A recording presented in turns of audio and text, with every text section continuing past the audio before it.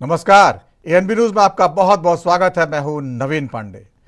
संसद की सुरक्षा में सेंधमारी के मुद्दे पर आज राहुल गांधी ने चुप्पी क्या तोड़ी, सरकार ने उन पर जोरदार पलटवार कर दिया।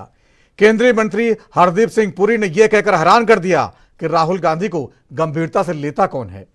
भारत जोड़ो यात्रा के बाद 3 राज्यों में सरकारें बना चुकी कांग्रेस 3 दूसरे राज्यों में चुनाव हारते ही क्या अप्रासंगिक हो गई है, या ये फिर मुद्दों को हल्का करने का प्रयास है।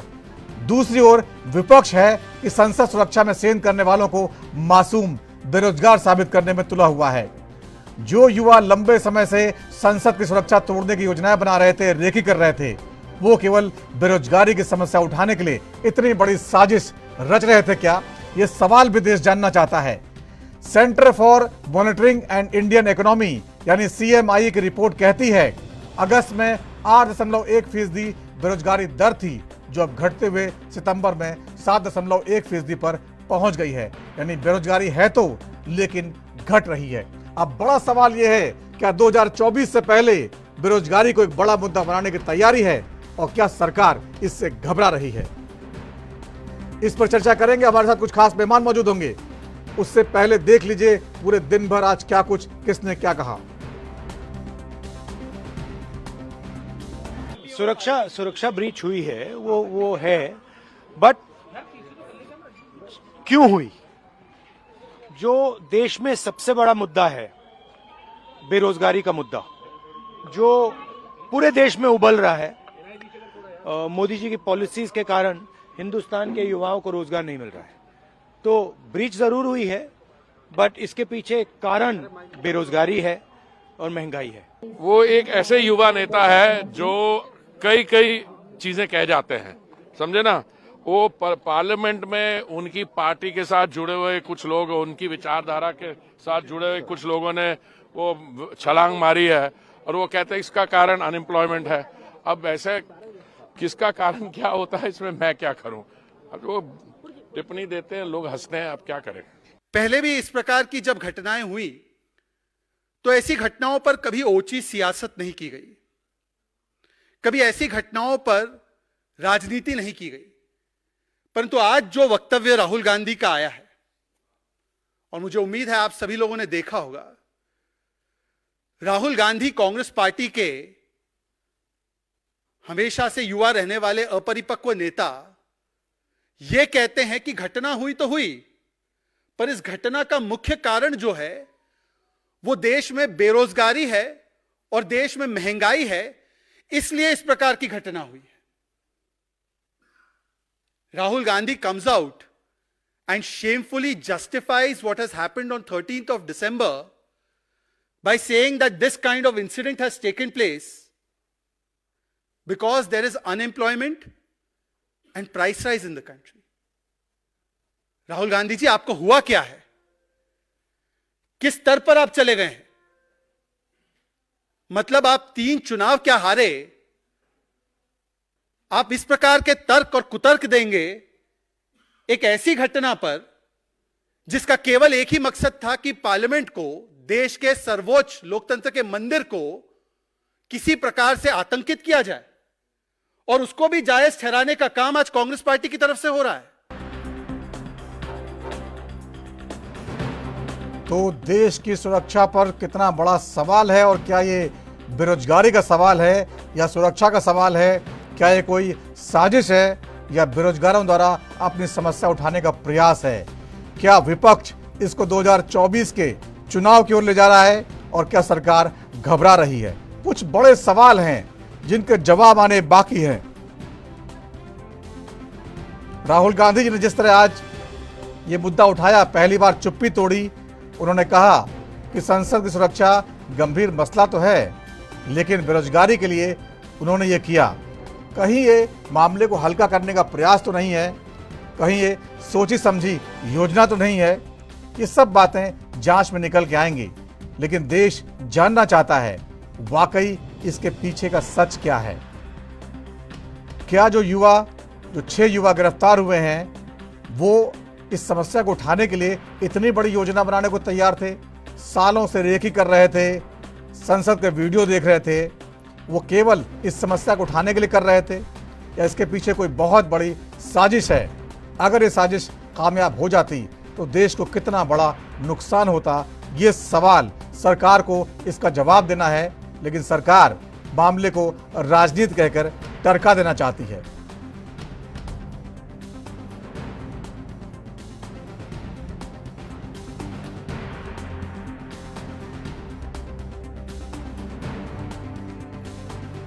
चर्चा हो रही है और सरकार 2024 में मुद्दा ना बनने पाए, इसको लेकर लगातार प्रयास कर रही है और विपक्ष की कोशिश है कि यह मुद्दा बने। बेरोजगारी की जहां तक बात है, सरकार कहती है कि वो लगातार कोशिश कर रही है और बेरोजगारी कोई इतनी बड़ी समस्या नहीं है। विपक्ष कहता है महंगाई और बेरोजगारी की समस्या से सरकार ध्यान भटका देती है और दूसरे मुद्दों की ओर ले जाती है, जिससे देश का युवा परेशान है। उसे लगता है कि उसका भविष्य अंधकारमय है। वो शिक्षा ग्रहण करता है लेकिन उसको नौकरी नहीं मिलती जो वो चाहता है।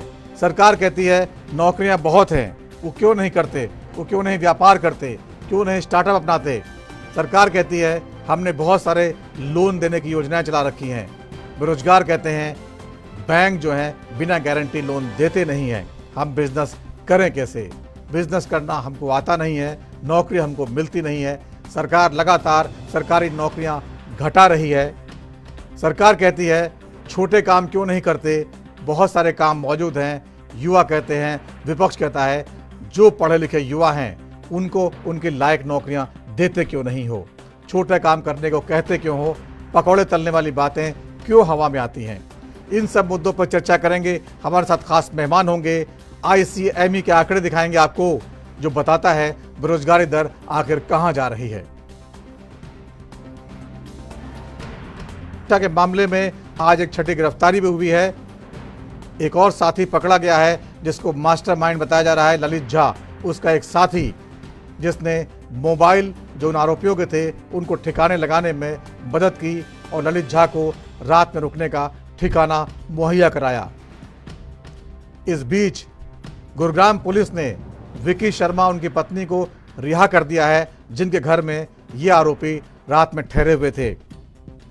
उनको इस मामले की ज़्यादा जानकारी नहीं थी, इसलिए उनको शायद छोड़ दिया गया, लेकिन जांच चलती रहेगी। फिलहाल इन सारे आरोपियों जो 6 आरोपी हैं इनसे पूछताछ चल रही है।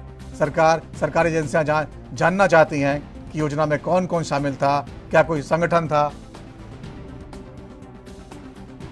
इस पर इन मुद्दों पर चर्चा करेंगे, लेकिन वक्त छोटे से ब्रेक का है। ब्रेक के बाद लौटेंगे तो मेहमानों के साथ चर्चा को आगे बढ़ाएंगे।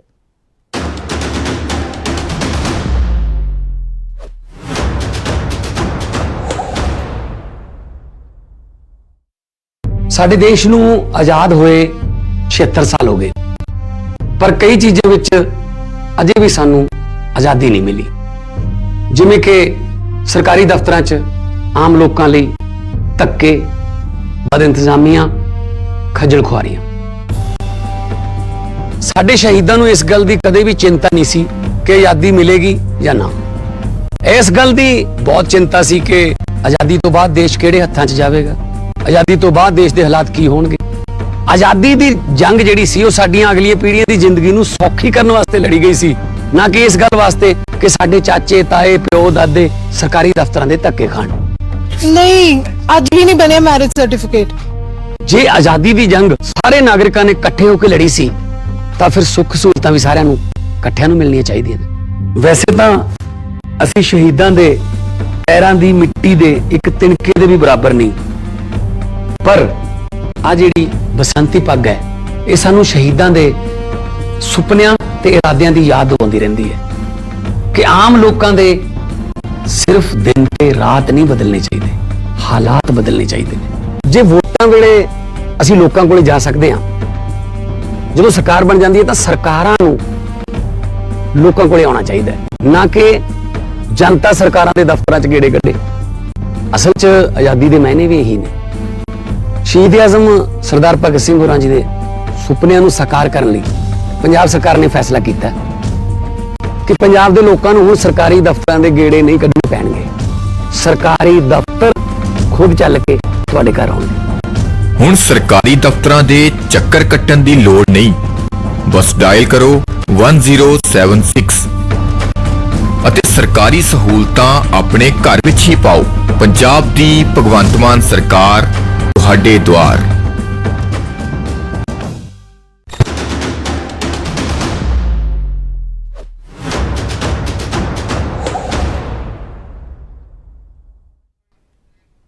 ब्रेक के बाद राष्ट्रधर्म में आपका बहुत बहुत स्वागत है।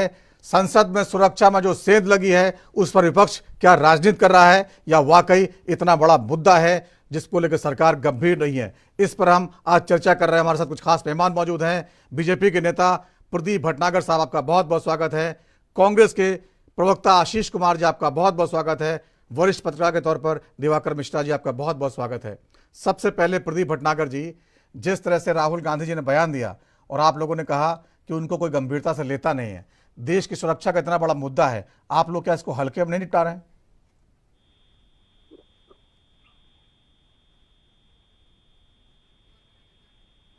ठीक है, आशीष कुमार जी, राहुल गांधी जी ने चुप्पी तोड़ी है, क्या कहना चाहते हैं वो? राहुल गांधी जी एक लीडर वक्ता है, एक लीडर नेता है। जरूरत पड़ेगी जब जाएगा तो सवाल का जवाब वो निश्चित तौर पे देंगे और उन्होंने जो बातें कही है वो 100% सही कही है, क्योंकि पिछले 9.5 वर्षों में लगातार धीरे धीरे 10 वर्ष होने को आगे हैं। भारतीय जनता पार्टी के मुखिया के चेहरे पे चुनाव लड़ा जाता है और हमारे देश के आदरणीय प्रधानमंत्री जी जब एक तरफा कुछ मन की बात करते हों और आके रैलियों में एक तरफा संवाद करते हों जिन्होंने कभी प्रेस वार्ता न की हो, तो ऐसी घटनाएं मैं तो भगवान से कभी ऐसा दुआ नहीं करूंगा, कभी चाहूंगा भी नहीं कि ऐसी घटना दोबारा हो, क्योंकि वहाँ पे भारतीय जनता पार्टी की भी हमारे आदरणीय सांसदगण बैठते हैं और अन्य पार्टी के नेतागण बैठते हैं और कोई किसी भी प्रकार के विरोध को लेके इस प्रकार की अप्रिय घटना करे, मैं उसका समर्थन तो कभी नहीं करता, लेकिन देश की भावना को नेता आदरणीय नरेंद्र मोदी जी को समझना चाहिए। तब तक आप एक तरफा खेल खेलेंगे। जनता अपने मुद्दों से आपसे रूबरू होना चाह रही है। आप क्या कारण है आप रूबरू होने से दरकिनार कर रहे हो अपने आप को? एक बार प्रेस वार्ता करो। शायद अगर प्रधानमंत्री जी ने प्रेस वार्ता की होती, लोगों की समस्याओं को सुना होता, लोगों से जन संवाद किया होता, तो निष्कर्ष निकलता। रैलियों में अपने कार्यकर्ताओं को बुला के जन संवाद करना ये कौन सी बड़ी बड़कपन है? मुझे नहीं लगता ऐसा। इसी का कारण है और आदरणीय राहुल गांधी जी निडरता से सवाल को उठाए हैं, मैं उनको सलाम करता हूँ। ठीक है प्रदीप भटनागर जी, हरदीप सिंह पुरी जी ने कहा कि राहुल गांधी को गंभीरता से लेता कौन है? उनकी जो बात है, जो बेरोजगारी की समस्या उन्होंने उठाई है, उसको क्या बिल्कुल सरकार मानने को तैयार नहीं है? बड़ी विडंबना है कि राहुल गांधी तो आदरणीय है और प्रधानमंत्री के लिए जवाब है। देखे आपने, ये मेरे साथ बैठे बताते झारखंड के इस समय झारखंड में 3.5 लाख नौकरियां अवेलेबल हैं, मगर वहां के मुख्यमंत्री कान में रुई डाल के और वहां रोजगार मंत्री किसी से नहीं मिलकर उसका जवाब राज्य सरकार देगी। 5 साल राजस्थान में रहे, 4.5 लाख नौकरी खा गए, एक तो नहीं था राज्य सरकारों का जो काम था। यहाँ ये नौकरियों की बात कर रहे हैं, बेरोजगारी की बात कर रहे हैं। आदरणीय श्री राहुल गांधी जैसे झूठे लोग सरकार बनाते हैं और झूठ बोल के जनता को आते हैं और दोबारा उनका हाल जानने नहीं जाते। आज वो श्री राहुल गांधी हो गए, जब पार्लियामेंट में हमला हुआ तो दुम दबा के बाहर भाग गए। जो उनके उम्मीदवार एक ही सांसद थे जिन्होंने उस लड़के को पकड़ा। तो ये तो राहुल गांधी का चार चरित्र है कि आप साफ सुथरे बने रहो और सरकार पे आप उंगली उठाते रहो। आज ये विषय पार्लियामेंट का उठा रहे हैं। अरे भाई, बेरोजगारी की बात आप कर रहे हो, उसमें एक लड़का शिक्षक था, एक बैटरी रिक्शा चलाता था, एक आईएएस की तैयारी कर रही थी, आप उन्हें कहाँ बोल रहे हो? अरे कम से कम आप ध्यान से करो, कहना क्या है, बोलना क्या है। जो मुंह में आया केवल बोल दीजिए, आपका क्या जा रहा है, चैनल पे बोलना ही तो है। सरकार के बारे में क्या करे, क्योंकि बेचारे प्रदीप भटनागर जी, इस पर सवाल भी ना पूछे विपक्ष, मतलब आप क्या चाहते हैं? सर सवाल पूछो, बिल्कुल अच्छी बात है, पूछना चाहिए, हमारा काम है जवाब देने का। और हम पीछे नहीं भाग रहे बिल्कुल जवाब देने सवाल से। पूछा जाएगा। मगर आप बोल क्या रहे हो ये तो देखिए। आज इतनी देश की जांच, सुरक्षा के लिए इतनी कार्रवाई करनी है अच्छे ठीक है, ठीक है, भारत बनिए। ठीक है, ठीक है प्रदीप। आशीष जी जवाब दीजिए, ठीक है बोलिए। राहुल गांधी जी की सेना आदरणीय राहुल गांधी जी के नेतृत्व में प्रधानमंत्री जी के आंखों में आंख के सवाल पूछेगी। सदस्यता रद्द कर दो, आप संसद से निकाल दो, आप गिरफ्तार कर लो, जो करना है वो कर लो। आप आदरणीय राहुल गांधी जी की सेना कभी डरने वाली नहीं है और हम सब निडर सिपाही हैं। आज यहाँ पे कांग्रेस का पट्टा अगर ओढ़ के खड़े हैं तो राहुल जी ने कहा है डरो मत, और हम डरने वालों में से नहीं है। नरेंद्र मोदी जी आशीष जी आपकी बात ठीक है, विपक्ष का काम सवाल पूछना है, राहुल गांधी जी सवाल पूछ रहे हैं, इसमें कोई बुराई नहीं है।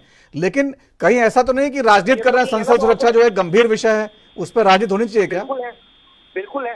गृह मंत्री जी जवाब दें। वो किसी प्रेस के किसी समाचार चैनल के माध्यम से आयोजित के प्रोग्राम में नहीं, उनको संसद भवन में आके जवाब देना चाहिए। ये लोग कहाँ इस्तीफा मांगते थे मनमोहन सिंह जी का? संसद के पटल पे, और क्या पीट पीट के कहते थे इस्तीफा दो, इस्तीफा दो, इस्तीफा दो। हम तो जवाब ही मांग रहे हैं, हमने इस्तीफा मांगा ही नहीं है, क्योंकि ये गंभीर विषय है। जांच होगी, जांच पे जो तथ्य होंगे वो सामने आएंगे, तब ये बातें होंगी। और ये शहजाद पूनावाला, मैं उनके ऊपर आना चाहूंगा। उन्होंने इतनी बातें कही, उन्होंने क्या क्या गिनाया? 1974 की बातें, 1993, 2001, 2023, 1974,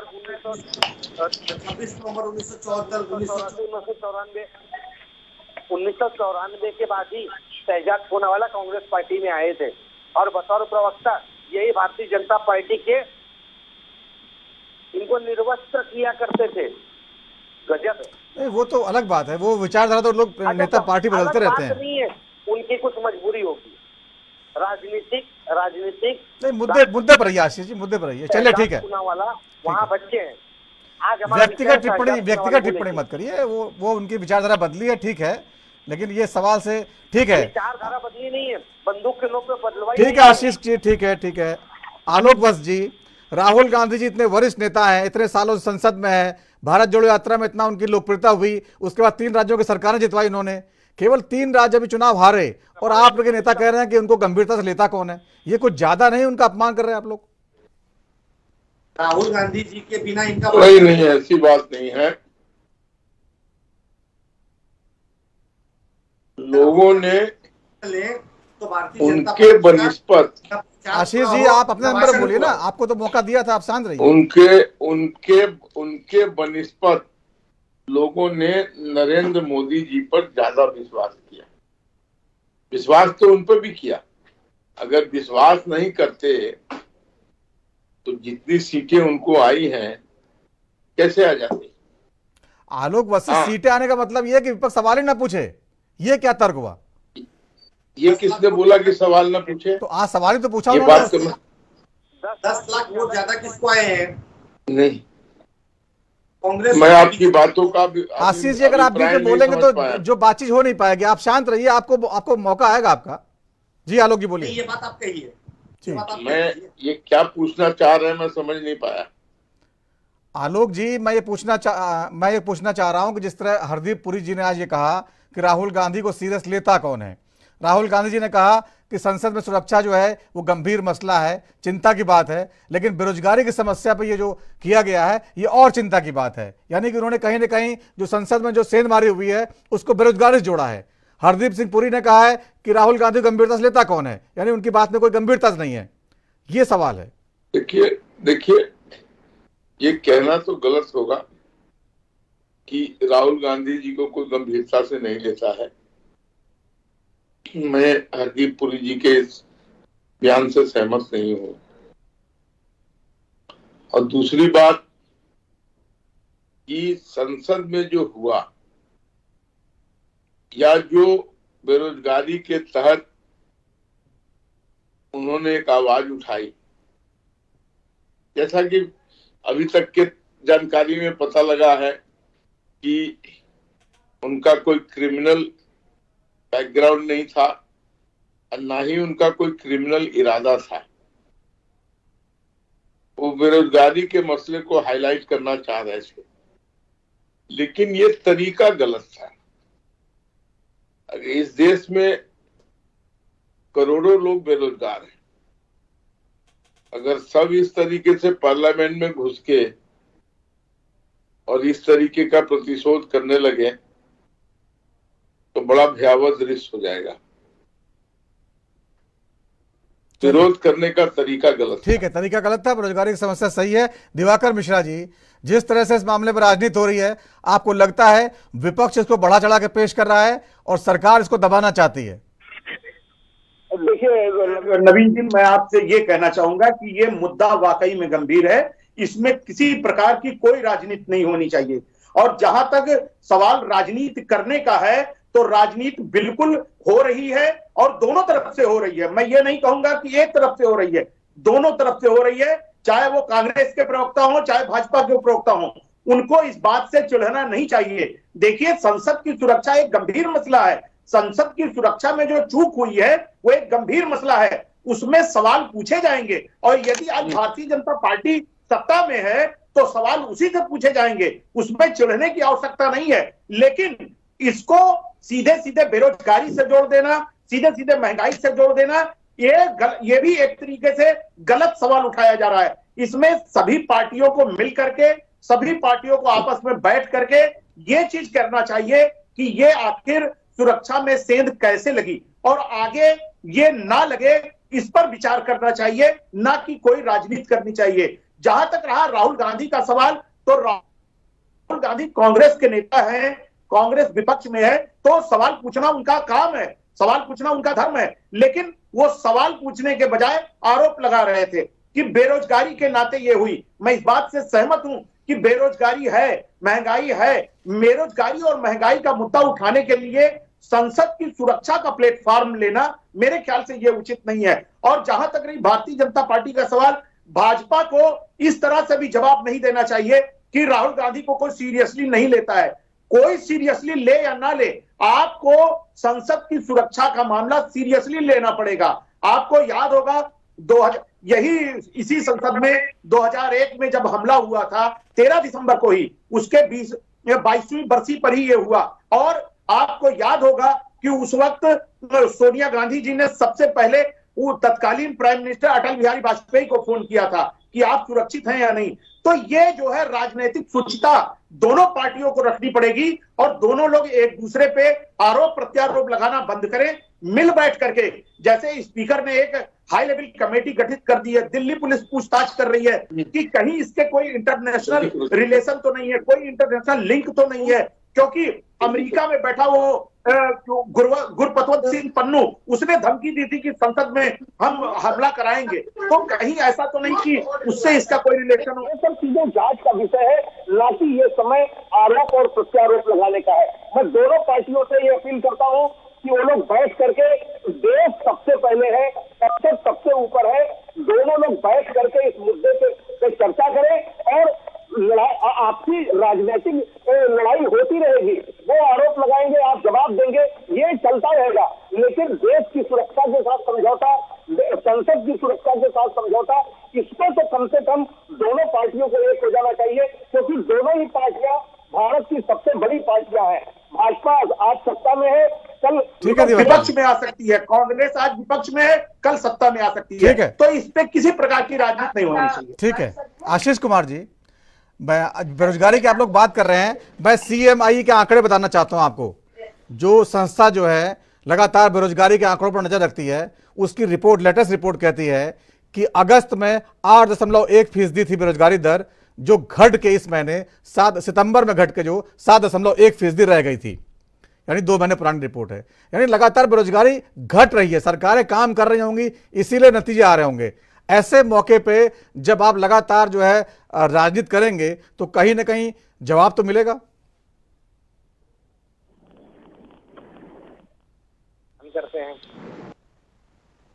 लेकिन ये आंकड़ों की पुष्टि कर, ये आंकड़े सरकार के आंकड़े, सरकार की एजेंसी है ये। ठीक है, सरकार ने सही आंकड़े दिए हैं अब तक के।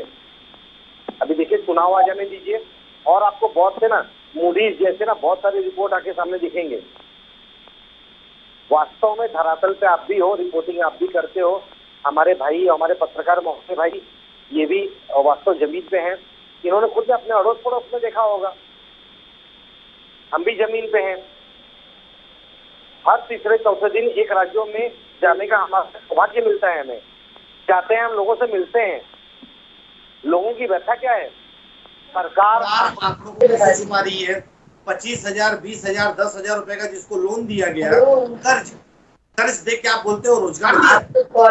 10,000 रोजगार निर्माण होता है, लाखों करोड़ रुपए व्यापारियों का माफ किया जाता हो, वहां पे 10,000 रुपए एक इंसान को देके आप कहो कि मैंने उसको रोजगार दिया है।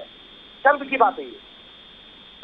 वास्तव में यदि इतना ही रोजगार का था तो अग्निवीर नहीं आता, और अग्निवीर आने वाले दिनों में खतरे की सबसे बड़ी घंटी है। आप ये नोट डाउन करके लिख लीजिए।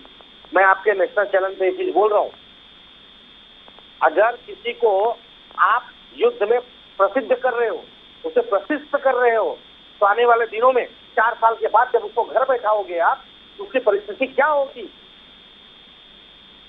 देश को ये भुगतना पड़ेगा। सरकार कहती है उनको हम ट्रेन कर रहे हैं, उनको जो है दूसरे काम मिल जाएंगे, दूसरे अर्धसैनिक बलों में ले लेंगे। आप लोग इतना बड़ा बनाए क्यों पेश कर, ट्रिगर बम और ये सब चीजें इतना क्यों बता रहे हैं? इसकी श्योरिटी कौन दे रहा है? पिछले 4 वर्षों से आयुष्मान भारत के नाम पर, पिछले 4 वर्षों से आयुष्मान भारत के नाम पर उत्तर प्रदेश में संविदा के कर्मचारी रखे गए हैं। 1 रुपए तनख्वाह नहीं मिली किसी को, 1 रुपए। आप सोचिए, वो परिवार जो अपने बच्चे को 18 साल पढ़ा लिखा के बड़ा करता हो और 4 साल से उसको रोज पेट्रोल का खर्चा और घर का अपना आने जाने का भाड़ा देता हो, वो क्या सरवाइव करेगा? किस दिशा में लेके जा रहे हैं देश को? ठीक है आशीष जी, यहाँ पे कोई आर्थिक नीति नहीं है, न कोई देश की नीति है, न कोई राष्ट्र की नीति है। यहाँ पे एक ही नीति है, जो कि जेपी नड्डा महोदय, जो कि भारतीय जनता पार्टी के अध्यक्ष हैं, उन्होंने आज तक के चैनल पे कहा, चुनाव कैसे जीतना है, ये सबसे बड़ी नीति होती है जी। इससे आप समझ लीजिए। ठीक है, ठीक है। वक्त एक ब्रेक का है, ब्रेक के बाद लौटेंगे तो चर्चा को आगे बढ़ाएंगे।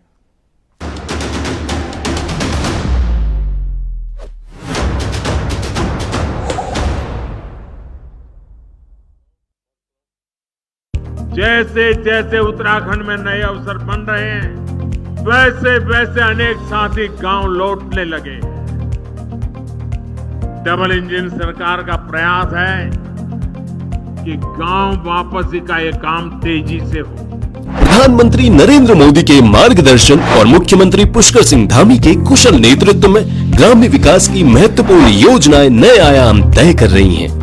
दीनदयाल उपाध्याय ग्रामीण कौशल योजना के तहत नजदीकी ब्लॉक में गरीब परिवार के युवकों को निशुल्क कौशल प्रशिक्षण देकर नियमित मासिक आय वाले रोजगार और स्वरोजगार के अवसर उपलब्ध कराए जा रहे हैं।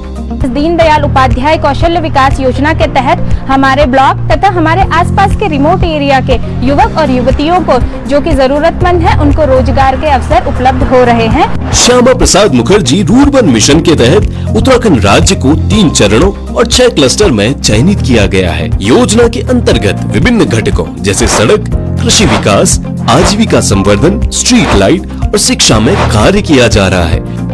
माननीय प्रधानमंत्री जी का जो सपना है कि उत्तराखंड का युवा पलायन ना करे और गांव का युवा गांव में ही स्वरोजगार करे, अपना रोजगार करे, और उसके लिए हम लोग काम कर रहे हैं, चाहे मत्स्य पालन का हो या मशरूम का हो या फिर मनरेगा योजना को लेकर हो, और काफी मात्रा में युवा आज उस पर काम कर रहा है, जिससे जो है पलायन पर खासकर रोक लगी है। महात्मा गांधी राष्ट्रीय ग्रामीण रोजगार गारंटी योजना के तहत 200 लाख मानव दिवस सृजन के सापेक्ष 90% मानव दिवस सृजित किए जा चुके हैं। प्रधानमंत्री आवास योजना के तहत ग्रामीण योजना के अंतर्गत सभी बेघर, कच्चे और टूटे हुए मकान वाले परिवारों को वर्ष 2024 तक बुनियादी सुविधाओं के साथ पक्का आवास उपलब्ध कराने का लक्ष्य रखा गया है। प्रदेश के अंतिम छोर तक बह रही है विकास की बयार, उन्नति का संकल्प निभा रही है डबल इंजन की सरकार।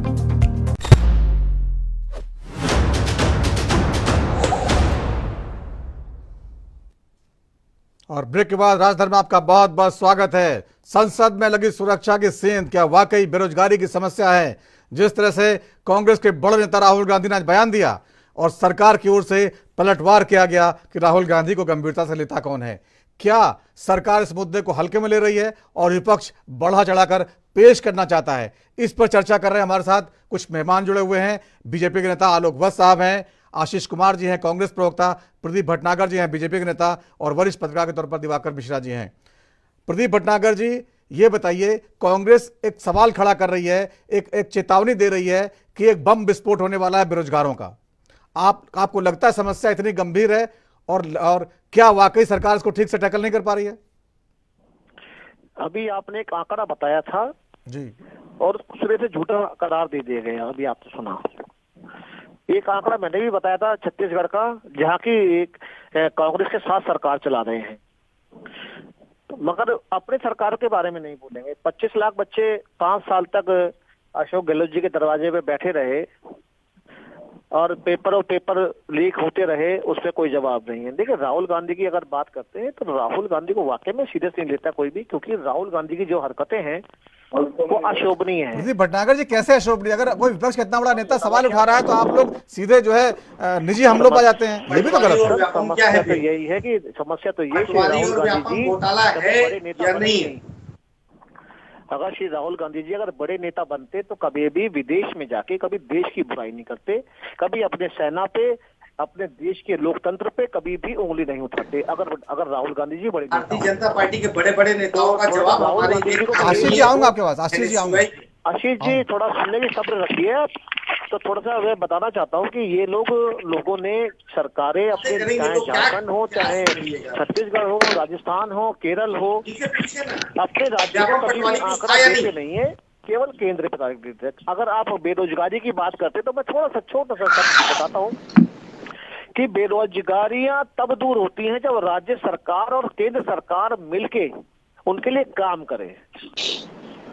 आप छोटे सा मैं पूछना चाहता हूं, अगर 3 राज्य 4 राज्यों में, मैं कह रहा हूं 5 राज्यों में, अगर 5 राज्यों में अगर 2.5 लाख भी अगर नौकरियां सरकार की अवेलेबल हैं तो कितने हो गई जी? 10 लाख बच्चों को नौकरी मिलती है, मगर राज्य सरकार क्या करे, मजबूरी में नौकरी देती नहीं है।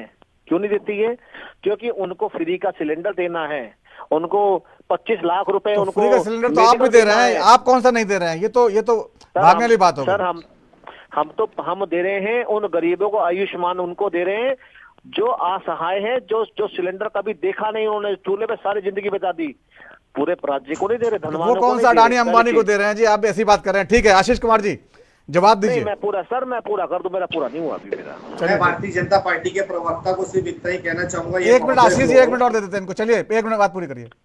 तो थोड़ा सा यही बताना चाहता हूँ कि आशीष जी को सबसे पहले मैं कह रहा हूँ, इनके ही एक नेता ने बोला था, ये आपने श्री आचार्य कृष्ण जी ने, कि कांग्रेस प्रधानमंत्री जी के बारे में बोलते बोलते, बुराई करते करते वो भारत के एंटी बोलने लगे हैं। अब ये भारत विरोधी हो गए हैं।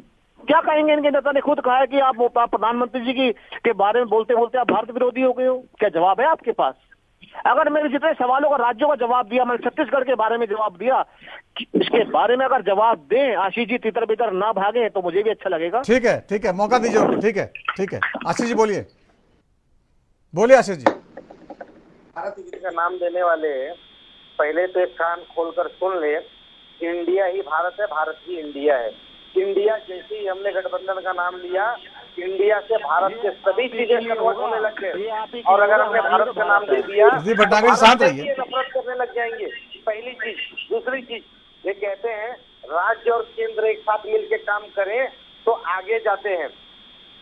क्या केंद्र ने राज्य का साथ मध्य प्रदेश का नहीं दिया था? आपका ऐसा कहना है क्या? व्यापम घोटाला हुआ कि नहीं हुआ? पटवारी भर्ती घोटाला हुआ कि नहीं हुआ? हमने तो गोबर तक खरीद लिया, 2 रुपए किलो। किसानों को सम्मान देने का काम अगर किसी ने किया है तो भूपेश बघेल की सरकार ने किया है। छत्तीसगढ़ पे आप सवाल उठाओगे, बोलने की हिम्मत नहीं है। और आज जो कहते हैं राहुल गांधी की कोई वास्तविकता नहीं है, राहुल गांधी का कोई वजूद नहीं है। राहुल गांधी ने ही मजबूर किया भारतीय जनता पार्टी को कि 400 रुपए, 400, 450 रुपए में सिलेंडर देने पे जो 1200 रुपया जनता की गाड़ी कमाई खून चूसते थे भारतीय जनता पार्टी वाले, वो 450 में देने में मजबूर हुए। ये राहुल गांधी का कमाल है, ये राहुल गांधी की शक्ति है। राहुल गांधी के बिना एक भाषण नहीं हो सकता, राहुल गांधी के बिना एक डिबेट नहीं हो सकती, राहुल गांधी के बिना देश का संसद नहीं चल सकता, राहुल गांधी के बिना प्रधानमंत्री की न नींद खुलती है न प्रधानमंत्री को नींद आती है। और आज नींद उड़ी है राहुल गांधी की देन है और हमें फक्र है, सीना ठोक के कहते हैं हम राहुल गांधी के सिपाही हैं, जी जान से लड़ रहे हैं। और भारतीय जनता पार्टी जितनी उलूल जुलूल जितना प्रयास करना हो सब कर ले, ईडी, सीबीआई, इनकम टैक्स सबके सब लगा ले, लेकिन राहुल गांधी के सिपाही कभी डरेंगे नहीं। उसका कारण एक ही है, निडरता से राहुल गांधी ने कहा है डरो मत। ठीक है, इसलिए हम डरने वाले नहीं। ठीक है, ठीक है। इन्होंने सब कुछ कहा, व्यापम घोटाला पे एक शब्द नहीं कहा। इन्होंने सब कुछ कहा, पटवारी पे एक शब्द नहीं कहा। इन्होंने सब कुछ कहा, बिजली बिल आज माफ क्यों करने पे उतरे हैं, ये आज किसानों का ऋण माफ करने की बात क्यों कर रहे हैं, आशीष जी जनता ने आपको खारिज कर दिया। जिन मुद्दे आप मध्य प्रदेश उठा रहे हैं, योजना की बात होनी चाहिए। राहुल ये जो 10,000 12,000 की बात कर रहे हैं ना, राहुल गांधी जी ने न्याय योजना के तहत कहा था कि गरीबों को 72,000 रुपए दिए जाए। जीतेंगे, हार गए, मणिपुर में जीतेंगे, 5 राज्यों के दावे कर रहे थे जीतने के बेचारे, मगर ठीक है प्रदीप जी, ठीक है, ठीक है। कांग्रेस डीएम और कलेक्टर साहब की मेहरबानी है, डीएम कलेक्टर साहब ये हाल है कांग्रेस का 0। जनता ने इग्नोर कर दिया। भूपेश बघेल को आइडल्स बता रहे थे, अशोक गहलोत जी को बता रहे थे, ये विकास पुरुष को धूल में मिला दिया जनता ने। साहब की मेहरबानी बनाइए कि बैलेट की गिनती 3 दिन पहले खुल जाती है, इलेक्शन कमीशन आंख बंद करके देखता रहता है। दुर्भाग्य के लिए ठीक है, इसी के लिए हम कहते हैं कि लोकतंत्र की हत्या है। ठीक है आशीष जी, ठीक है, आपकी बात आ गई है। ठीक है आलोक वत्स जी, चुनाव जीतने के नाम पर जिस तरह से भारतीय जनता पार्टी हर बार हम चुनाव जीते हैं, हर मुद्दे को जो है विपक्ष को दबा देती है, क्या ये उचित है, क्या ठीक है? चुनाव जीतना एक रणनीति है, रणनीतिक कौशल है, जिसमें 2% वोट ज्यादा मिले तो चुनाव जीता जा सकता है। क्या इसके सहारे अगर कोई बड़ा मुद्दा उठाया गया है तो उसको सही तरीके से एड्रेस नहीं किया जाना चाहिए? देखिए, मैं अभी कांग्रेस के प्रवक्ता को सुन रहा था जी। बिहार में कहावत है, चोर हुई है तो गलगल हुई है। अगर चोरी करते हो तो गलठोटी करना सीख लो, कभी कबूलो ही मत कि हमने चोरी किया है। वही हाल कुछ कांग्रेस का है। ईवीएम के अलावा इन्होंने इलेक्शन कमीशन पर भी उंगली उठा दी। तो मैं इनसे पूछना चाहता हूं, कर्नाटका में ईवीएम ठीक था, हिमाचल में ईवीएम ठीक था, आज फिलहाल में तेलंगाना में ईवीएम ठीक था, ये सारा ईवीएम राजस्थान, मध्य प्रदेश और राजस्थान में, छत्तीसगढ़ में गड़बड़ हो गया। एक बड़ी बात बोलूंगा, यहाँ इनके लोगों ने, यहाँ की जनता ने इनको रिजेक्ट कर दिया, मोदी जी की गारंटी को एक्सेप्ट कर लिया। इस बात को इनको कबूलना चाहिए कि हमारी गारंटी नहीं एक्सेप्ट की, उनकी गारंटी एक्सेप्ट कर ली। और ये जो घोटालों की बात कर रहे हैं, तो राजस्थान में पहली बार इतिहास में आजादी के बाद उप मुख्यमंत्री मुख्यमंत्री के भ्रष्टाचार के खिलाफ धरने पर बैठ गए।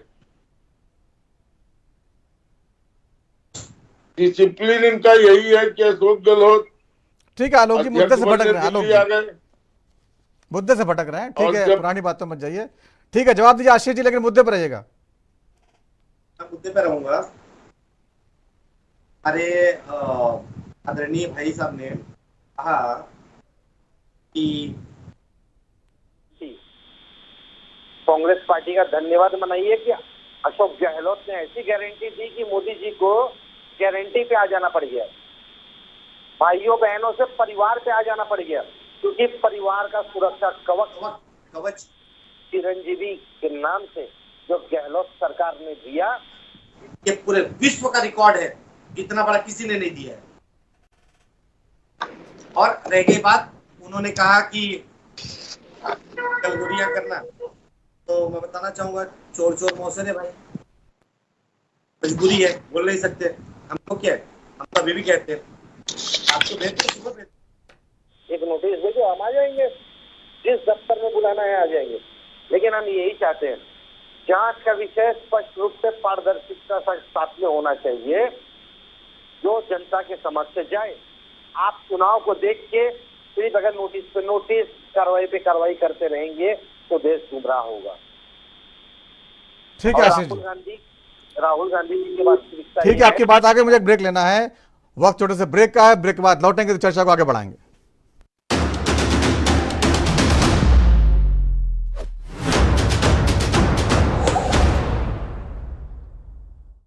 भारत के नव निर्माण के शिल्पकार हमारे कामगार अब किसी भी परिस्थिति में नहीं है अकेले। हर कदम पर साथ खड़ी है डबल इंजन की सरकार। माननीय मुख्यमंत्री योगी आदित्यनाथ की अभिनव पहल विश्वकर्मा श्रम सम्मान योजना हर श्रम साधक को काम और सम्मान दिलाने में निभा रही है उपयोगी भूमिका।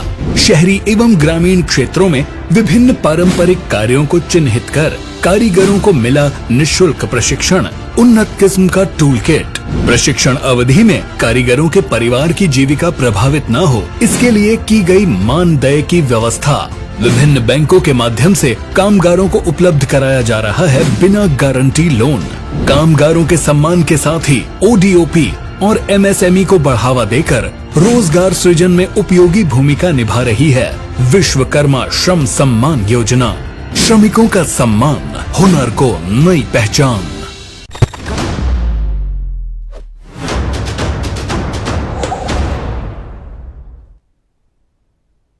ब्रेक के बाद राष्ट्रधर्म में आपका एक बार फिर स्वागत है। देश की संसद में जिस तरह से सेंधमारी हुई और उसके बाद विपक्ष से बेरोजगारी की समस्या बता रहा है, क्या ये वाकई इतनी बड़ी समस्या है जिसके लिए देश की संसद पर आघात किया जाए, देश पर हमला जैसा अपराध प्लान किया जाए? इस पर हम चर्चा कर रहे हैं। हमारे साथ मेहमान हैं आलोक वसी हैं, नेता बीजेपी, कांग्रेस के प्रवक्ता आशीष कुमार जी और दिवाकर मिश्रा जी हैं वरिष्ठ पत्रकार के तौर पर। दिवाकर जी, मैं आपके पास आना चाहूँगा, क्या वाकई बार बार मैं यही इस मुद्दे को लाना चाहता हूं, जिस तरह से विपक्ष इसको चुनावी मुद्दा बनाना चाहता है और सरकार इसको उतनी गंभीरता से ना लेके एक क्रिमिनल केस बनाना चाहती है, कहीं ना कहीं ये मुद्दे में संतुलन बैठा नहीं पा रहे या वाकई ये 2024 की तरफ भी जाता दिखाई दे रहा है?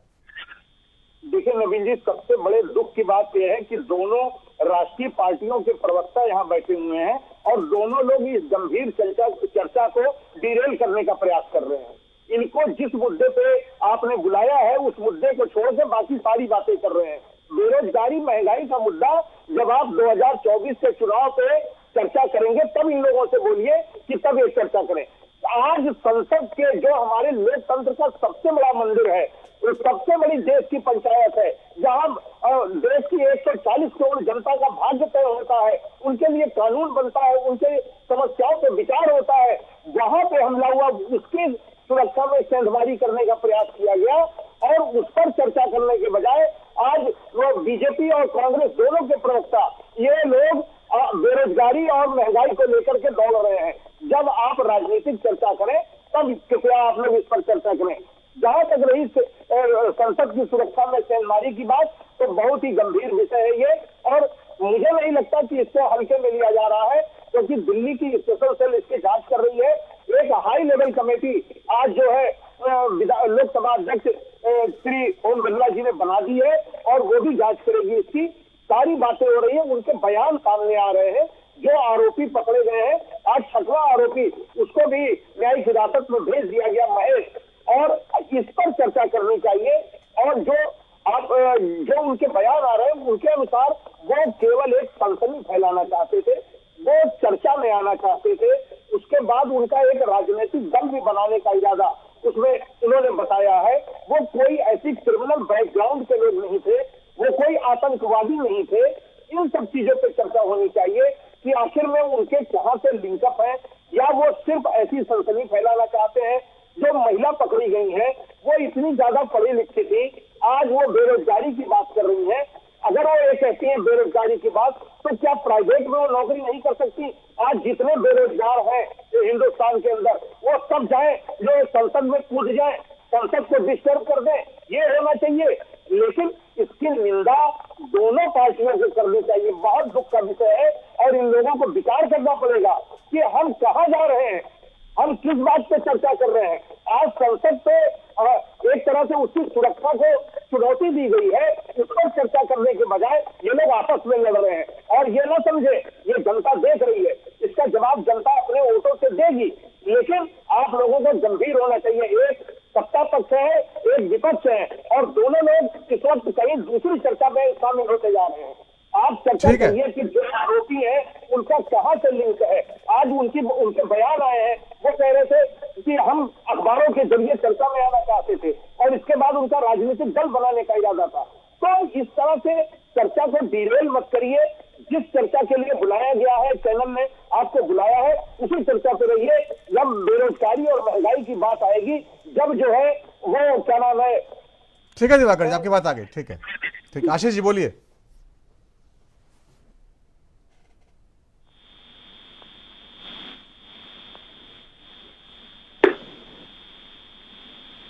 आपकी आवाज नहीं आ रही है। ठीक है आलोक जी, बार बार वही बात आ रही है निकल के कि क्या ये 2024 के लिए कोई रणनीति है। जिस तरह से ओम बिरला जी ने आज सांसदों को पत्र लिखा, उनसे कहा कि देखिए इस पर राजनीति मत करिए, ये एक गंभीर मुद्दा है, लेकिन विपक्ष इसको 2024 में ले जाना चाहता है। कैसे रोक पाएंगे आप इसको? विपक्ष के पास कोई मुद्दा नहीं, विपक्ष टोटली मुद्दा विहीन हो चुका है और उसके सारे मुद्दे उसके उल्टे दांव पड़ रहे हैं। तो इसको भी वो जरूर चाहेगा बनाना 2024 का मुद्दा। और जैसे और इनके मुद्दे सब बेरोजगारी, महंगाई, नोटबंदी औंधे मुंह पड़ गए हैं, ये भी औंधे मुंह पड़ जाएगा और इसका कोई लाभ इनको मिलने जाने का है, क्योंकि देश की जनता समझ गई है कि ये लोग इनकेपेबल हैं सरकार चलाने में। और कितने दलों का जब सम्मिश्रण हो जाएगा तो नेताओं के दिल तो मिल जाएंगे, लेकिन वर्कर का दिल नहीं मिलेगा। और असली सिलफुटौल होगा जब सीटों का बंटवारा होगा। ये सारे दल मिलकर आशीष भाई के पार्टी को नेशनल से छत्र पार्टी बनाने पर तुल जाएंगे। ठीक है आशीष जी बोलना चाहते हैं। बिहार में लालू यादव 3 सीट से ज्यादा नहीं देने का है कांग्रेस। बहुत खुश होगा तो 4 दे देगा। अखिलेश जी 5 से 7 सीट से ज्यादा देने वाले हैं नहीं। ममता बनर्जी 2-3 सीट से ज्यादा देने वाली है नहीं। तो इनको सीट कहाँ से मिलेगा जो ये नेशनल पार्टी में गिने जाएंगे? ये भी छत्र पार्टी होके रह जाएंगे, उन्हीं के साथ अपना घूम घाम के इधर उधर थोड़े बहुत जो जनता के मुद्दे उठाते रहेंगे, लेकिन इनका कहीं दाल उगलने वाला है नहीं। आलोक जी 3 राज्यों में सरकारें बनी उनकी अभी, आप भूल जा रहे हैं, इतना हल्के मत लीजिए। खैर आशीष जी 3 राज्यों में इतना बड़ा लोकतंत्र है तो 3 राज्यों में सरकार बनी है। ठीक है, उसमें से 2 राज्यों में विस्फोट हो जाएगा, इसका कोई ठिकाना नहीं। ठीक है आलोक जी बोलने दीजिए आशीष जी को। आप नवीन जी, आप कांग्रेस की हैसियत आप इतने से समझ सकते हैं कि जो दल में साथ हैं वो तो है ही है, जो दल में साथ नहीं है वो भी कांग्रेस को अपने माध्यम से कुछ सीटें दे रहे हैं। जबकि सब जानते हैं कि भारतीय राष्ट्रीय कांग्रेस पार्टी पूरे देश में 225 सीटों पे, मैं आपके सामने स्पष्ट कर रहा हूँ, 225 सीटों पे 1-to-1 मुकाबला भारतीय जनता पार्टी का अगर कोई करने जा रहा है तो वह है कांग्रेस पार्टी। और मैं आपको बता रहा हूँ कि आदरणीय राष्ट्रीय अध्यक्ष मल्लिकार्जुन खड़गे जी के नेतृत्व में और राहुल गांधी जी के मार्गदर्शन में ये लड़ाई हम लड़ेंगे और आदरणीय प्रियंका गांधी जी के तीखे अंदाजों से किला भेदा जाएगा। इस समय भारतीय राष्ट्रीय कांग्रेस पार्टी के लिए मछली की आंख दिख रही है और दिख चुकी है, और सभी लोग सीटों का बंटवारा कैसे होगा, कब होगा, इस समय आप न्यूज चैनल पे आप देखते रहिए। भारतीय राष्ट्रीय कांग्रेस पार्टी और राहुल गांधी जी को सभी लोगों ने अपनाया है, क्योंकि पूरे देश ने देखा है बेरोजगारी के विषय पर अगर कोई बात करने की हिम्मत करता है तो उसका नाम है राहुल गांधी। महंगाई पे आवाज उठाने की अगर कोई बात करता है तो उस व्यक्ति का नाम है राहुल गांधी। नरेंद्र मोदी के कुशासन पे प्रहार करने का अगर कोई काम करता है तो वह है राहुल गांधी। लेकिन जाति जनगणना के मुद्दे उठाते हैं, जाति जनगणना के मुद्दे उठाते हैं, वो तो फ्लॉप हो जाते हैं आपके। बता रहा हूँ महिला उत्पीड़न पे अगर कोई आंखों में आंख डाल के लड़ाई लड़ने की अगर हिम्मत कोई करता है, पुलिस के धक्के से जमीन पे गिर के भी वापस उठने की हिम्मत कोई करता है, उस वीर बहादुर का नाम है राहुल गांधी। जातीय जनगणना की अगर बात कोई करता है वो है राहुल गांधी। आशीष जी, यही तो सवाल है, बात करने से कुछ नहीं होता ना, जनता तो मान नहीं रही ना आपके मुद्दों को, तो उसका नाम है राहुल गांधी। महिला को आरक्षण अगर नहीं मिला, हमारी पार्टी शासन में थी, गलती के लिए अगर कोई माफी मांगता है सरकार में रहने वाला, उसका नाम है राहुल गांधी। राहुल गांधी एक है, राहुल गांधी दोबारा न कोई था, न कोई है, न कभी कोई होगा। बस भारत की, देश की जनता, आपके चैनल के माध्यम से बताना चाहता हूँ, देश की जनता को एक बार राहुल गांधी को समझने की आवश्यकता है, बस सिर्फ एक बार। देश प्रगति के आशीष जी, यही तो सवाल है कि समझा नहीं पा रही कांग्रेस। राहुल गांधी जी मेहनत कर रहे हैं लेकिन समझा नहीं पा रहे ना आप लोग। अगर कांग्रेस पार्टी समझा नहीं पाती, देश की जनता समझ नहीं पाती, तो आज ये 5 राज्यों में चुनाव हुए हैं, 4 करोड़ 80 लाख अगर वोट भारतीय जनता पार्टी को पड़े हैं तो 4 करोड़ 90 लाख कांग्रेस पार्टी को पड़े हैं। वो राहुल गांधी की विचारधारा, राहुल गांधी की निडरता को देखते हुए पड़े हैं। आज भी हम सरस हैं, लेकिन दिक्कत एक ही है, जब मैंने अब तो बार बार कहा है, पुलिस प्रशासन, DM, CBI, ED, income tax, अगर ये अपनी हरकत से बाज नहीं आएंगे तो जो हालात अब चल रहे हैं, कहीं ऐसा ना हो कि जनता उन तक भी पहुंचने लग जाए। ये चेतावनी है। चलिए आलोक जी बोलिए, चेतावनी दे रहे हैं। देखिए, आशीष जी को भी कहिए 25-30 साल अभी कूलिंग पीरियड में रहें, अच्छी अच्छी बातें करते रहें। राहुल गांधी जब 80 बरस के हो जाए, मल्लिकार्जुन खड़गे की उम्र के, तो उनको आगे लेके आगे आए। अभी देश की जनता को मोदी की गारंटी पर पूरा भरोसा है, मोदी के कल्याणकारी कार्यों पर पूरा भरोसा है। गहलोत जी की देश को 5वीं सबसे बड़ी अर्थव्यवस्था बना दिया, उस पर पूरा भरोसा है। 3री सबसे बड़ी अर्थव्यवस्था बना देंगे, उस पर भी पूरा भरोसा है। और देश सुरक्षित हाथों में है, बेरोजगारी का दर कम हो रहा है।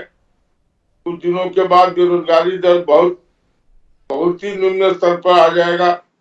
देश प्रगति कर रहा है, राष्ट्र में, दुनिया में डंका बजा हुआ है, न कोई चारा है न कोई घोटाला है। देश में जनता का पूरा से पूरा बोलबाला है। और 2024 में भी उन्हीं के द्वारा फिर नरेंद्र मोदी ही इस देश का रखवाला है। 2014 में भारत पर विदेशी कर्ज कितना था और आज भारत पर कर्ज कितना है? क्या यही डंका बज रहे हैं?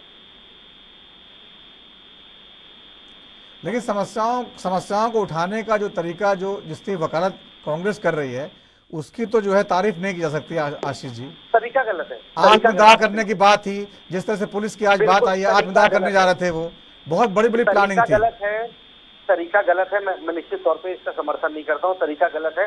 लेकिन आदरणीय नरेंद्र मोदी जी को प्रधानमंत्री, देश के मुखिया होने के नाते, कम से कम जाते जाते ही सही एक बार आके ना प्रेस कॉन्फ्रेंस करना चाहिए। ठीक है। आखिरी सवाल दिवाकर मिश्रा जी, जिस तरह से प्रधानमंत्री को घेरा जा रहा है, गृह मंत्री को घेरा जा रहा है कि उनको बयान देना चाहिए, क्या आपको लगता है इतने गंभीर मुद्दे पे ऐसी राजनीति होनी चाहिए? जी बिल्कुल नहीं होनी चाहिए। देखिए, मैं यही बात आपको कहना चाहता हूं, जो बड़ी बड़ी बातें कांग्रेस के प्रवक्ता कह रहे हैं ना कि राहुल गांधी ये, राहुल गांधी वो, राहुल गांधी डरते नहीं। अरे कौन उनको डरा रहा है भाई? आप उतरिए ना मैदान में, आप डरते तो है मैदान में। आप कहीं क्षेत्रीय छत्रप नहीं चाहते कि आप चुनाव में आकर के उनका जो है प्रचार करें। और कैप्टन अमरिंदर सिंह ने पंजाब के चुनाव में मना कर दिया था राहुल गांधी को आने के लिए। ये किस तरह की बातें कर रहे हैं? अरे मुद्दे पहले आप ढूंढिए। आप मुद्दे नहीं ढूंढ पा रहे हैं भारतीय जनता पार्टी को पकड़ने के लिए। आप मुद्दे नहीं ढूंढ पा रहे हैं। और भ्रष्टाचार, आपकी जो सरकार 2014 में भ्रष्टाचार के नाते ही गई थी। और जहां तक सीबीआई ईडी के दुरुपयोग की बात है, सबसे ज्यादा सीबीआई और ईडी का दुरुपयोग कांग्रेस के जमाने में हुआ है। कांग्रेस के जमाने में पिंजरे में तोता कहा जाता था। किस तरह की बातें कर रहे हैं, पीना ठोक ठोक के जो है बोल रहे हैं। ये पहले अपने नेता को मुद्दा उठाना सिखाइए, उनको मुद्दा नहीं उठाना आता है। जाकर के विदेश में भारत की बुराई करते हैं, मुद्दा नहीं उठा पाते, इसीलिए लगातार चुनाव हार रहे हैं। 2024 के लिए अभी भी समय है, अपने नेता को समझाइए कि वो मुद्दा लेकर के आए कोई। इस तरह से आप नहीं नरेंद्र मोदी और भाजपा को हरा पाएंगे। आप संसद की बात हो रही है, बेरोजगारी का मुद्दा उठा रहे हैं। ठीक है दिवाकर ऐसी कोई मोदी को जब भी कोई आशीष जी, ठीक है, जवाब दीजिए। Last comment Ashish ji, last comment. मैं आपको बताना नहीं, ये सीना ठोकने से नहीं जनता मानने वाली है। इनको सही मुद्दे सही जगह पे पूछना चाहता हूँ, उठाने पड़ेंगे। ठीक है दिवाकर, राहुल गांधी किस तरह प्रेस कॉन्फ्रेंस करते हैं हम लोग। ठीक है दिवाकर जी, आपकी बात आ गई। ठीक है आशीष जी, आखिरी कमेंट। अगर हम देश में बैठ के ट्विटर चला रहे हैं, यूट्यूब चला रहे हैं, फेसबुक चला रहे हैं, सभी विदेशी कंपनियां हैं, मोस्ट ऑफ सबसे ज्यादा अमेरिकन कंपनियां हैं। अगर हम देश में अपलोड, यहाँ पे बैठ के भी अपलोड कर रहे हैं, तो पूरे विश्व में ये जा रहा है। तो विदेश की पटल में अगर जाकर किसी भवन में बैठ के राहुल गांधी जी से अगर कोई सवाल पूछता है, उसका जवाब देश के बारे में देते हैं, तो क्या गुनाह नहीं? तो विदेश में जाकर के ये नहीं कहा जाता कि हमारे यहाँ लोकतंत्र खतरे में है, आकर के उसको बचाइए। ये विदेश में जाकर के भारत की बुराई करते हुआ ये हाथ। ठीक है, समय खत्म हो गया मेरे पास। दिवाकर जी, आशीष जी, दिवाकर जी, समय खत्म हो चुका है। आप सभी मेहमानों का बहुत बहुत धन्यवाद इस चर्चा में जुड़ने के लिए। तो राजधर में आज इतना ही। वक्त एक ब्रेक का है, ब्रेक के बाद खबरों का सिलसिला लगातार जारी रहेगा।